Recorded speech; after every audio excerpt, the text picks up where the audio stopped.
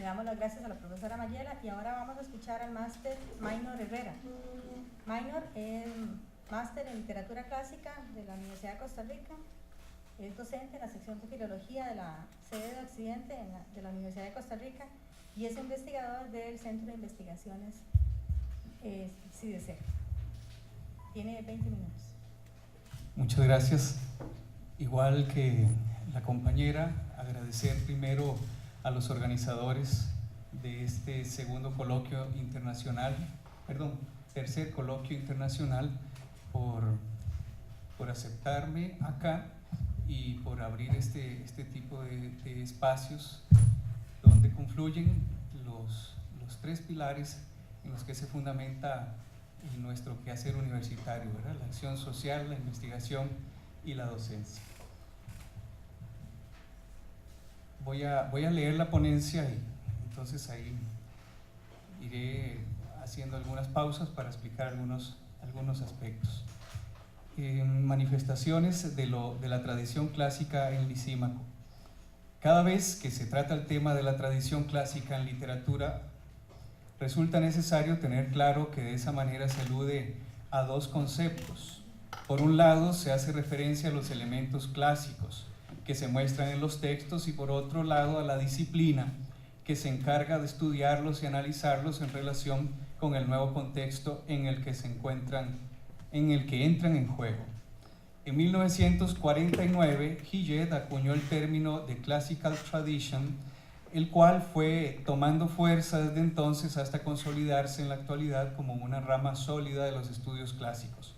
Isidoro Muñoz del Valle en 1964 fue el primero en utilizarlo en español cuando publicó su obra La tradición clásica en la lírica de Becker, un texto que abordaba exactamente los poemas de Becker a partir del sistema positivista de A en B. Esto es el texto clásico A presente en el texto moderno, por así decirlo. Pero los estudios clásicos, la tradición clásica ha evolucionado mucho más y ahora no solo sigue eso de encontrar el texto clásico en el texto moderno, sino cuál es la razón, cuál es el motivo por el que el autor en la actualidad lo utiliza para la construcción de su nuevo texto. En el caso del poemario Orquídeas de Lisímaco Chavarría, que es los textos que vamos a analizar, Medallón es el primero de los poemas de este conjunto llamado Orquídeas de Lisímaco, en el que es posible notar cómo el autor se ha aproximado a las fuentes clásicas, que utiliza y expone como herramientas con las que esculpe la hermosura de quien es fuente de inspiración para sí. Es así como en dicho poema, Medallón, el hablante lírico principia lo que a lo largo de su poemario se consolidarán como manifestaciones de la tradición clásica.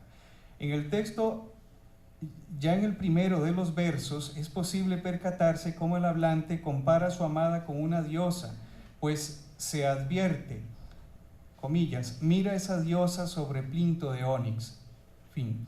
Al realizar un acercamiento comparativo de su amada con una diosa, la dota inmediatamente de todos los calificativos que usualmente se le atribuyen a las divinidades. Esto es, por ejemplo, una belleza excepcional, inalcanzable, inspiradora, en resumen, la dota de la perfección absoluta. Esa caracterización es reforzada por el autor cuando asocia a quien ha inspirado ese poema con Venus, diosa del amor, y con la fuerza y belleza de las heroínas griegas. Así dice, de amplia frente y perfil como el de Venus, mira el donaire de su faz divina, digna de aquellas heroínas griegas. Pero no se queda ahí, en su afán por describir la fuente de su inspiración, pues menciona que ella es, comillas, la musa misteriosa que sonríe conmigo y mis tristezas llora. Fin de cita. Es decir, su amada es como Calíope, la musa de la poesía, pues es quien dirige su poema, pero al mismo tiempo quien lo inspira a crearlo.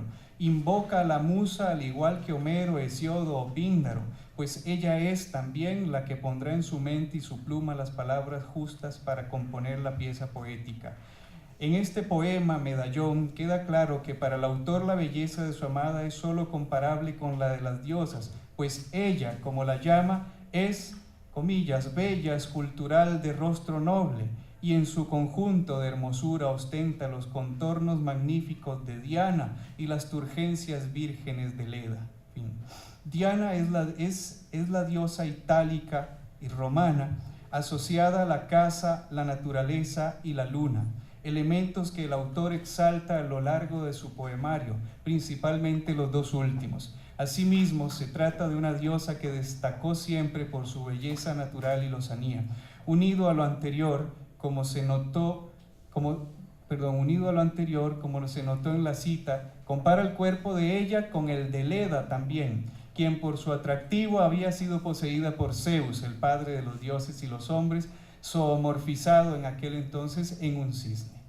Una vez más, Lisímaco recurre a la tradición clásica para concebir sus versos y con esto deja en claro dos situaciones: la gran significación que poseen los elementos clásicos aplicados en metáforas y símiles bien concebidos, y asimismo el amplio conocimiento que el autor posee de dichos elementos, tal como se verá a lo largo de este trabajo. En otro de sus poemas, ahora Mármol, Lisímaco recurre a la figura retórica de la éfrasis, a propósito de la exposición anterior, para describir una escultura a tal punto de que es posible imaginarla con claridad sin tener la necesidad de verla de frente. Es una escultura preciosa, perfecta, luce su cuerpo, juventud lozana y el donaire divino de las diosas, peregrina esbeltez de Circassiana, en su faz la frescura de las rosas. Como se nota, nuevamente recurre a la alusión de la divinidad como máximo punto de elevación de la belleza.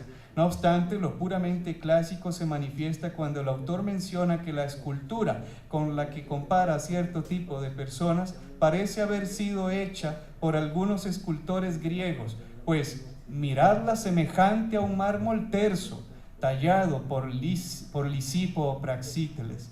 Hay en su voz la vibración del verso y en su boca el frescor de los claveles.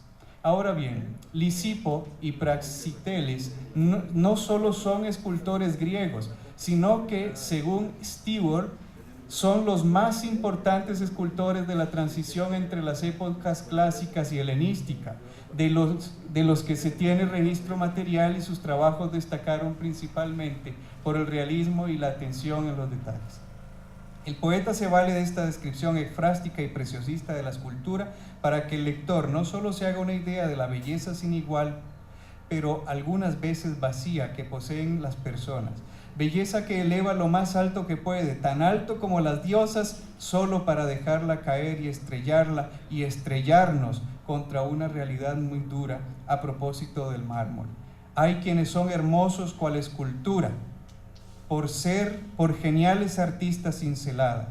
Pero esto no es lo más importante, ya que la escultura es bella en fin, cual lo es un torso griego. En su dulce mirar fulgura calma, pero es de mármol, pues le falta fuego, y afectos y ternuras en el alma. En los poemas de noviembre y para ellas, el autor desea saber en vida si al momento de su muerte, cuando su cuerpo yazga en el lecho de la tierra, allí donde confluyen para siempre las locas vanidades, las quimeras, alguien irá a dejarle una ofrenda.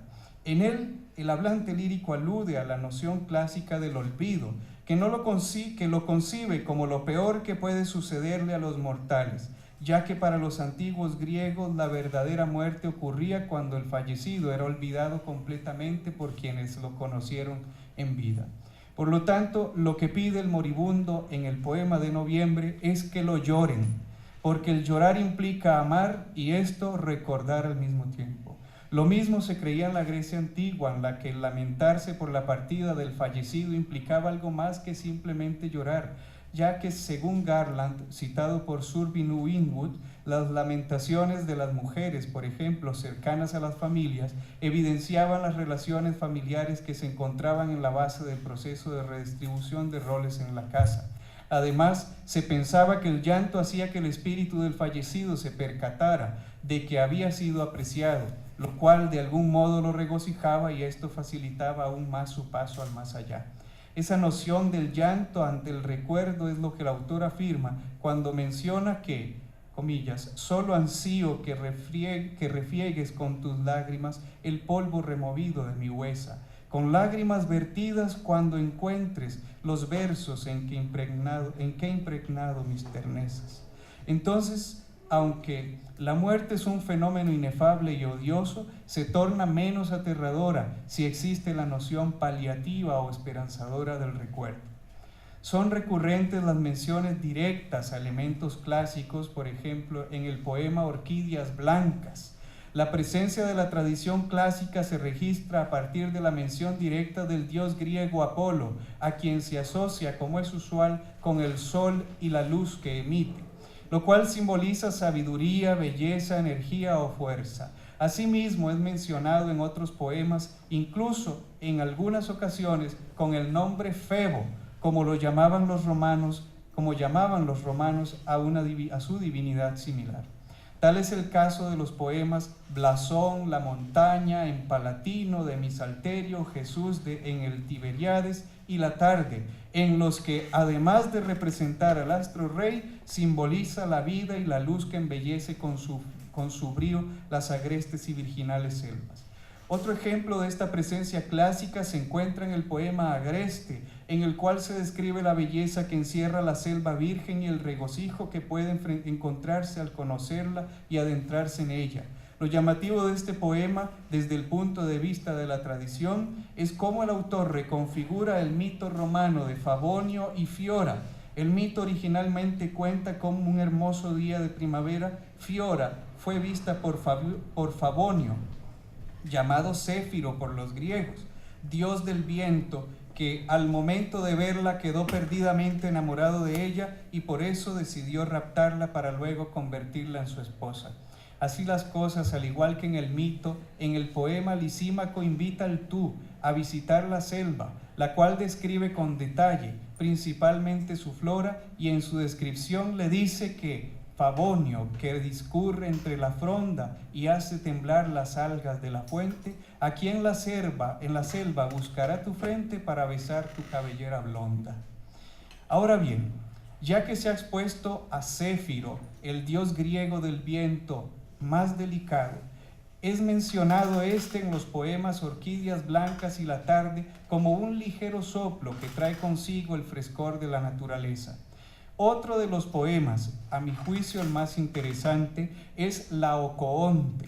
La alusión mítica es evidente, pues como se aprecia, el poema lleva el mismo nombre que uno de los personajes más interesantes de la Odisea.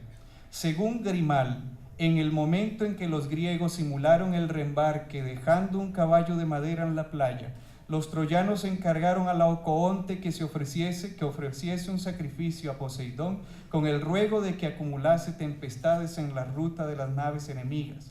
Pero cuando el sacerdote se disponía a inmolar al dios un toro, 2 enormes serpientes salieron del mar y se enroscaron en sus 2 hijos. El padre corrió hacia ellos, pero los 3 murieron ahogados por los monstruos. Ante este prodigio, los troyanos creyeron que lo más prudente era introducir en la ciudad el caballo griego, pues Laocoonte se había opuesto a ello, y no querían terminar de la misma manera que el sacerdote. Ahora bien, la representación de dicho personaje y sus hijos, siendo tomados por las serpientes, ha sido motivos para muchos artistas a lo largo de la historia. No obstante, la más reconocida de todas es el grupo escultórico elaborado por Agesandro, Polidoro y Atenedoro de Rodas, que hoy se encuentra en el Museo Pío Clementino en el Vaticano. Dada la belleza y la corta extensión de este poema, vale la pena leerlo completo. Cito: maravilla de clásica escultura que recuerda de Grecia los fulgores, es el grupo de diestros escultores que en mármol entallaron con tersura. Del triste Laocoonte la amargura revela de su cuerpo los dolores, y al lanzar los postreros estertores se retuerce luchando con bravura. 2 serpientes feroces detenedos lo enlazan a sus hijos con enredos, quitándoles al cabo la existencia. Así el genio sostiene ruda lidia con la sierpe terrible de la envidia que le acosa y le muerde sin clemencia. Lo fascinante de esto es que Lisímaco se basa en el mito, pero además en la descripción ecfrástica del grupo escultórico, cual si fuese él mismo quien lo esculpió para cerrar el poema con una sentencia o acaso una sátira. En el poema Semblanza son varios los momentos en los que el autor recurre a personajes del mundo clásico, los cuales son utilizados para establecer comparaciones a partir de las que va desarrollando descripciones de espacios, personajes, sentimientos y demás situaciones que atañen a pensamientos y sensaciones complejas. Así, por ejemplo, desde el primero de los versos se nota cómo, al mismo estilo de los poetas de la antigüedad, se inicia con una presentación de las musas como inspiradoras de cantos, aunque estos son, cito, cantos glaciales, do imprego mi amarga tristeza. Posterior a ello se menciona a Leda, mito del que se habló anteriormente, y ahora como novedad se describe la belleza escultórica y divina de la Venus de Milo, de esa musa que es la luna, pues de tarde, cuando Helios cual nave de fuego en celajes de Minio navega, y en el palio cetrino la noche prepara y tachona con áureos topacios, desciende mi musa y a intensos pesares a solas conmigo se entrega. Esa luna íntima, inspiradora, es hermosa, la más hermosa que puede haber, porque parece una virgen soñada del Sancio, su faz envidiar a la Onfalia. Esta última cita presenta dos manifestaciones de tradición notables. Por un lado, alude a Rafael Sanzio, importante pintor y arquitecto italiano del Renacimiento y uno de los primeros exponentes de la corriente neoclásica, tal como sus pinturas, la Academia de Atenas, el Parnaso, el Triunfo de Galatea, entre otras, lo demuestran. Por otra parte, hace referencia a Onfalia, hija del rey Yardano de Lidia, reconocida por su belleza incomparable, belleza que mantuvo cautivo al mismísimo Hércules. Hay muchas más referencias del mundo clásico en este poemario Orquídeas de Lisímaco Chavarría. De hecho, podríamos hacer un recuento. El poemario está compuesto por 39 poemas y de esos 39 poemas en 21 hace alusión a algún elemento clásico. Entonces eso demuestra que para este autor es sumamente importante fue sumamente importante el acercamiento a estas fuentes del mundo clásico. Podríamos asegurar solo por este poemario que él conocía muy bien la mitología griega y latina, y desde luego si partimos de que Homero es el inicio o el punto de partida para la literatura occidental, pues vemos reflejado eso perfectamente en su obra. Solo para concluir, voy a hacer nada más un recuento de los 21 poemas que se menciona el nombre en repetidas ocasiones de 10 divinidades de principio femenino, diosas, de las cuales 7 corresponden a la mitología griega: Musas, Urania, Leda, Afrodita, Láquesis, Atropo y Cloto, y 3 forman parte de la romana: Venus, Diana y Ceres. Asimismo, Lisímaco menciona el nombre de algunas mujeres mortales, pero que han sido muy reconocidas dentro de la mitología. Tal es el caso de Andrómeda y Onfalia. Después, de principio masculino, menciona 5 dioses de origen griego, a saber, Cierso, Apolo, Céfiro, Helios y los titanes, 2 de origen romano, Febo y Favonio. Menciona el nombre de algunos personajes importantes, como lo mencioné antes: Laocoonte, Nerón, Séneca y Lucano. Y así podríamos seguir con un listado bastante extenso de personajes de la mitología que menciona Lisímaco. El mismo nombre Lisímaco es de origen griego, el que lucha por la libertad o el que procura la libertad. Entonces, esa sería mi ponencia. Espero que haya quedado ahí claro.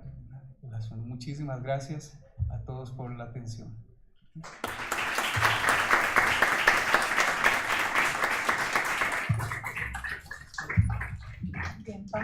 escuchar ahora